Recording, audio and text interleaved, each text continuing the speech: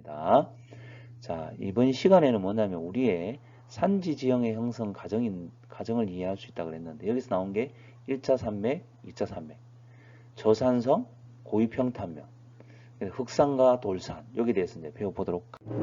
네, 우리나라의 산지 형성에서 1차 산맥입니다. 1차 산맥. 이게 먼저 만들어졌다. 먼저 만들어졌다. 이렇게 보시면 되고, 이건 어때요? 뒤에 만들어졌다. 이거는 먼저 선 만들어졌다. 이런 개념입니다. 신생대 제3기의 경동성. 경동성은 저번 시간에 이야기했죠? 비대칭 그랬잖아요. 비대칭. 요곡 운동으로, 요곡은 여러분들 어때? 이렇게 되어 있으면 행압력이죠. 행압력. 휘는 거잖아요. 휘는 거. 이게 요곡이잖아요. 요동친다. 자, 그래서 해발고도가 높은 연속성이 뚜렷한 함경산맥이나 낭림이나 태백산맥이 만들어졌고, 2차는 치질구조선. 선생님 저번에 이야기했지만 충격받으면 깨진다 그랬죠? 그래서 우리가 뭡니까? 레아뚱 방향, 중국 방향 구조선에 따라서 하천이 차별풍화, 심식작용을 받으면서 고도 만들어지는데 여기는 고도가 낮고 연속성이 뚜렷하지 않더라. 그래서 강남, 멸악, 마신령, 산맥 이런 걸 이야기합니다. 그 다음에 이 산맥 방향에 따라 아래 하tung 방향, 중국 방향, 한국 방향 이렇게 나누는데 밑에서 한번 볼게요. 자, 그 다음에 이제 우리나라 산지의 특징은 여러분들 70%가 산지고 돼 있고 저산성 다 대부분 구릉지 이렇게 구릉지 완만하더라. 왜 완만합니까 선생님? 네, 이거는 뭐냐? 우리 한반도가 만들어진 지 오래됐기 때문에 침식을 작용받아서 그렇습니다.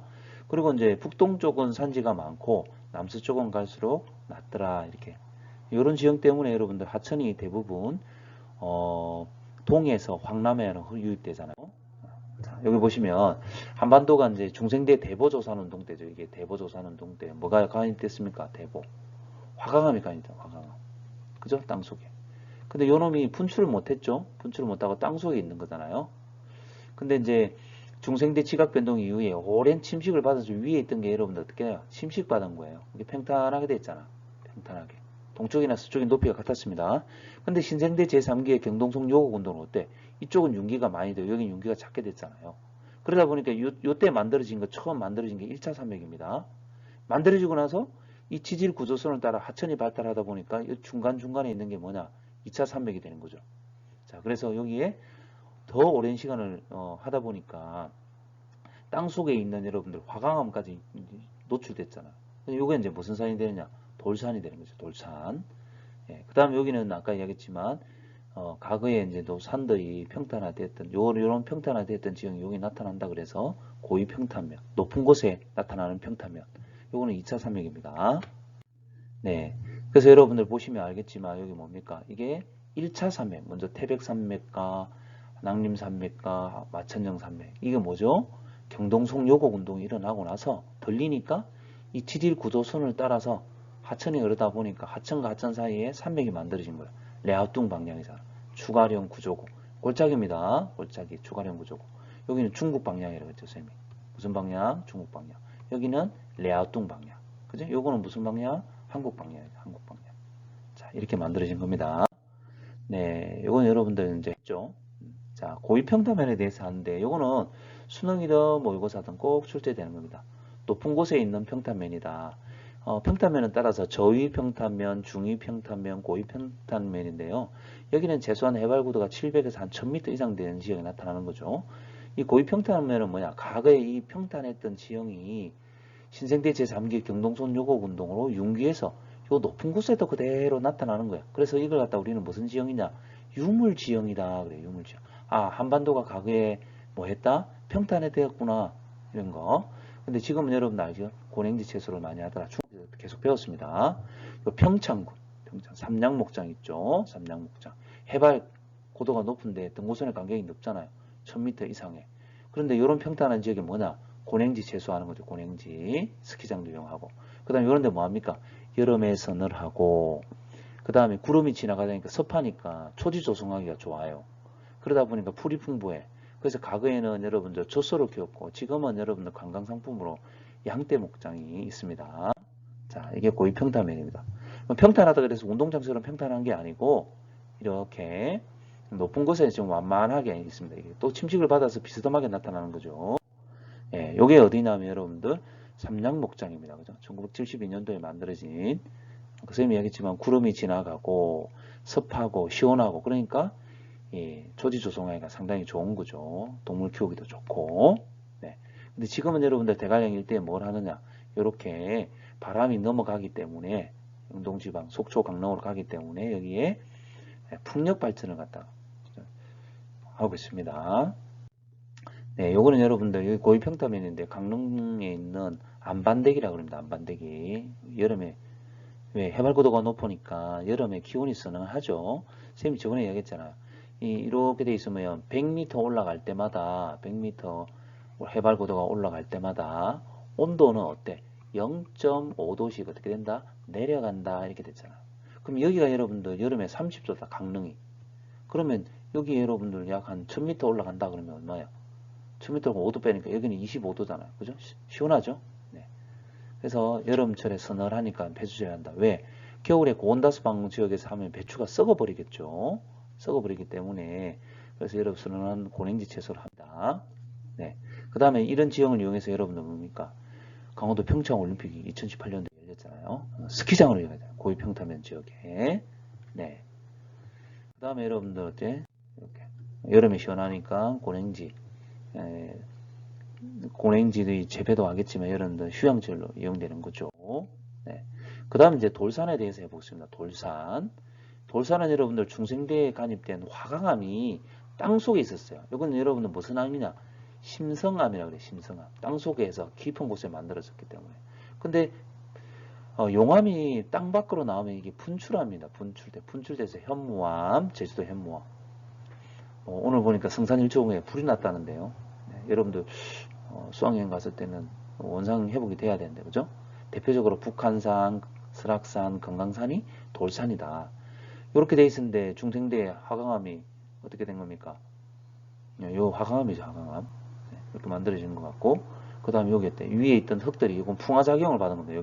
요게 풍화작용, 흙이 된 거죠. 흙들이 제거되고 나니까 이렇게 돌이 남은 거죠. 여기 돌산이 되는 겁니다.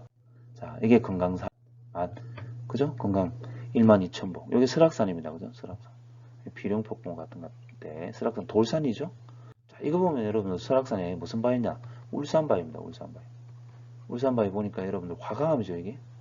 땅속에 깊은 곳에 있었는데 한반도가 융기되고 위에 있는 흙들이 없어지면서 만들어진 돌산입니다. 돌산은 여러분 어때요? 흙이 별로 없기 때문에 식생이 빈약합니다. 풀이나 나무가 빈약하죠. 자, 요거는 북한에 있는 북한산입니다. 요 국립공원이에요. 네, 북한산.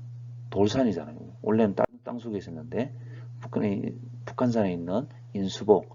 여러분들이 만약에 대학 가서 여러분들 북한산 인수복 한번 꼭 올라보시기 바랍니다.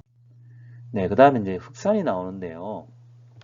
흑산은 시원생대에 만들어진 변성암, 그지? 변성암 중에서 이런 편마암 같은 게 있는데 이런 게 오랜 시간 동안 무슨 작용을 받아요? 풍화작용을 받은 거죠. 그럼 풍화작용을 받으면 뭐가 됩니까? 나중에는 오랜 시간 동안 흙이 되는 거죠. 흙이 두툼하기 때문에 여러분들 또 뭐가 풍부하냐면 식생, 나무나 풀이 풍부해요. 이게 많습니다. 자, 한번 볼게요. 네, 흑산의 대표적인 게 우리나라 남해에 있는 어디냐면 흑산의 대표적인 게 지리산입니다. 지리산. 덕유산도 있습니다. 덕유산. 자, 그 다음에 여러분들 이제 그 한반도 산지의 이용이죠. 산지의 이용. 산지의 역할은 주로 지역 간의 경계가 되기도 하고 지하자원, 그죠? 우리나라의 무연탄이라든지 석회암이라든지 이런 거 지하자원, 산림자원, 공급지이고 휴식처. 그 다음 개발과 도전, 도로댐 건설로 인해 산림 훼손이 많아지고 등반객들이 또 많아지고 훼손되니까 이런 게 자연 휴식연대, 그죠? 생태 이동 건설 등을 통해서 보호를 하고 있습니다. 한번 볼게요. 덕유산은 여러분들 여기도 보니까 흑산이고 고위평타면인데 여기는 스키장으로 이용되고 있습니다. 소백산, 관광객들 많고 그 다음에 아까 이야기했지만 휴식연대, 등산객의 출입을 갖다가 제한해가지고 하는 휴식연대를 이용하고 있고 그 다음에 여러분들 보니까 어때요?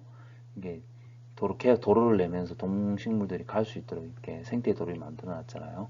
여러분들 보시면 우리 여기 고봉산 넘어갈 때도 여러분들 생태 다리가 있죠. 네. 자, 그 다음에 이제 이번 시간에 배웠던 게 핵심이 뭐냐? 1차 산맥 형성에 영향을 준 것은 뭐죠? 경동성 요곡 운동이네, 그죠? 요곡 운동. 그래서 1차 산맥이 만들어졌다 이렇게 보시면 될 것 같고, 해발 고도가 높지만 비교적 기복이 작고 경사가 완만한 고위 지형은 뭡니까? 무슨 평탄면? 고위 평탄면이다 이렇게 보시면 되겠습니다. 네. 그 다음에 그 다음 시간에는 여러분들 하천의 지형과 해안에 대해서 배워보도록 하겠습니다. 네, 여러분들 아무튼 저번 시간에 이야기했지만 아마 좀 힘든 시기일 겁니다. 힘든 시기고 여러분들이 한국들이 또 여러분들 이제 삶을 살아가면서 국내에 이제 여행도 하고 또 친구나 가족들 좋은 추억을 만들 수 있는데요. 세계적으로 여행을 쌤이 다녀보니까 우리나라만큼 이렇게 아름다운 나라는 굉장히 드뭅니다. 사계절 변화가 뚜렷하고 그 다음에 무엇보다 여러분들 우리나라 사람들이다 보니까 음식이 위험하잖아요. 그 다음에 이제 여러분들이 이런 우리나라에 대해서 정확하게 안다면은 좀 더 세계에 알릴 수도 있고 우리나라를 사랑하지 않을까 이런 생각을 해보게 됩니다. 네, 오늘 여기까지 수업하도록 하겠습니다. 다음 시간에 뵙겠습니다. 안녕.